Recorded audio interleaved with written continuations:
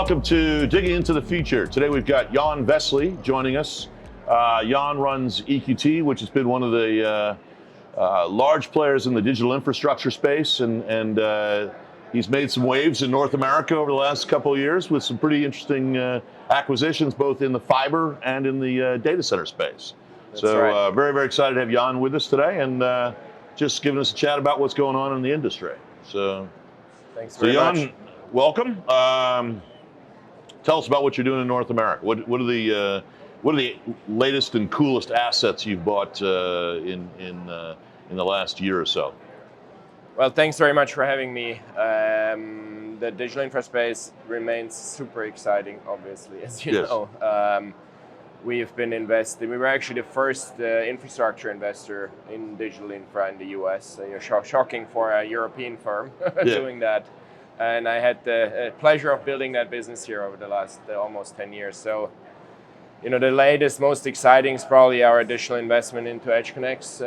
The growth that's driven by cloud, and now on top of all that, AI is just incredible. We're also, big investors in fiber, as you know. We own Zayo, so we're looking at a lot of things with Zayo. And are also building a lot of new households on the residential side with Lumos. So those would probably be our main three in the US on the digital infra side. We're also building a lot of fiber in Europe. We have several platforms there. So continue to invest in it. We've probably invested tens of billions at this point into the digital infra space. So obviously, you're in two interesting asset classes, right? You've got EdgeConneX, which has been sort of a fun kind of growth asset, and then in Zayo, which has been, what is it, 40-some odd acquisitions, and probably a little bit more challenging, right, in the fiber space, which has always been in the U.S. There's more bankrupt companies in history than there probably are success stories. So, how do you think about the fiber space, even because it is a very, very important component of digital infrastructure? Yeah, we've always been big believers in it. On the kind of B2B fiber side, I'd say it's operationally a bit more complex than other spaces. Historically, there's been more competition. I think the US market has actually nicely consolidated. There's more opportunities, but we've seen some healthy, pricing developments finally over the past 2 years. The demand is actually growing rapidly, especially for infrastructure-like products, for software-defined products. That's the beauty of Zayo. We don't really have a big legacy portfolio of products. A lot of kind of other companies in the space have that. For us, it's about what you said. We need to get the 45 in acquisitions fully integrated, get all the systems up to date, and the demand is there. We've seen almost 10% growth this year. Last year, I expect similar growth this year. And I think the infrastructure is just becoming more important with AI now, driving a lot more connectivity, a lot new applications. None of that works without fiber. So one has to get the execution right. One has to get the economics right. You have to actually upsell the fiber a lot. You can't build single-purpose fiber. But when you get things right, we think there's room for good investments. And with the 700-pound gorilla in the room with Zayo, we can further drive consolidation in the market. Now, just is it a long haul fiber, or are you doing metro fiber? I mean, what's the? We do both. Okay. A lot of long haul, obviously, by all the new data driven by all the new data centers, but a lot of metro as well. So we like both. In some of the discussions in our meetings that were here was around telcos. The traditional telco that did fiber, wireless, consumer, B2B and B2C, and there hasn't been tremendous investments in that sort of sector. Well, we think that fiber has a better return profile than wireless generally. Really? Okay. Because once you build the asset, right, you don't have to keep upgrading it to 5G, 6G, 7G, whatever comes next. But it's possible that in certain geographies, like in Europe, the ARPUs are very low. It's possible that they will have to do things to fund the continued upgrades of the wireless networks.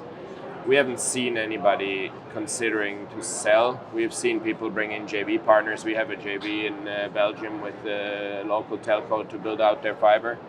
Deutsche Telekom has many of them around Europe. many telcos are looking for partners, but not selling assets. So, second year, sort of coming to see the PTC. You think this region's got the opportunities, the Pacific? I mean, what's your thoughts after kind of seeing a lot of the companies around here? Yeah, I mean it's the most exciting region for digital infra or any kind of infrastructure, really. I mean the population growth is crazy in some markets. The infrastructure upgrade needs are huge. The ability to get stuff done is also great. I mean, you can build new infrastructure in India 5 times faster than in Germany, for example, where I'm from. Yeah. I don't want to even talk about how long it took to complete the Berlin airport. Our partners in India are building a whole new airport in 3 years. So it is impressive, right? So it's a great region. Obviously, comes with its complications depending on the market and geopolitical trends and so on. But we're big believers. We opened a new office in Tokyo and Korea over the past 2 years. So we have a presence in every major market at this point. Well, one last question while we're just talking about that. The whole sustainable stuff that's going on around the world, right? I mean, it's and a lot of people are talking about Europe. Most of the sustainable, green power is being consumed by data centers, right? I mean, it's a large portion of it. I mean, is that sort of the focus of EQT and sort of trying to figure out how to do this in a greener way in markets that generate power and that's clean? If I have to pick one space that's more exciting than data centers, then that's actually it. I mean, there's hundreds of billions that need to be invested in, if we want to meet any of the kind of net zero targets that the world has set for itself. And that includes a lot of different solutions. Renewables are a big part of it, storage is part of it, distributed generation is part of it, and all of that needs new stuff that needs to be built. And there's limited capital to do it. So, if I think about it, how it affects data centers, we're actually building power plants for our clients in certain areas. We're having our renewable companies cooperate with EdgeConneX, to offer kind of overall solutions to customers. The cloud companies have become the largest acquirers of our solar projects as well to power their data centers. So there's huge synergies between that. Power is now the kind of most scarce resource to build new data centers. So it's actually our biggest focus. And overall, just, sustainability in some regions has kind of a negative touch. We don't think of it as doing sustainability for its own sake. It's a great way to actually do business. There's billions of opportunities to make good money in it and create long-term sustainable businesses in business models that work today. Distributed power is one of them, storage I mentioned. So a huge focus area. Every one of our companies actually needs to meet the SBT targets. They all measure KPIs, EdgeConneX using 100% green power, working on ways to reduce water use.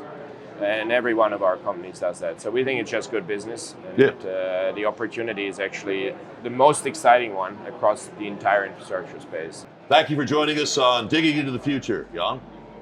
Thank you very much. Thanks for having me.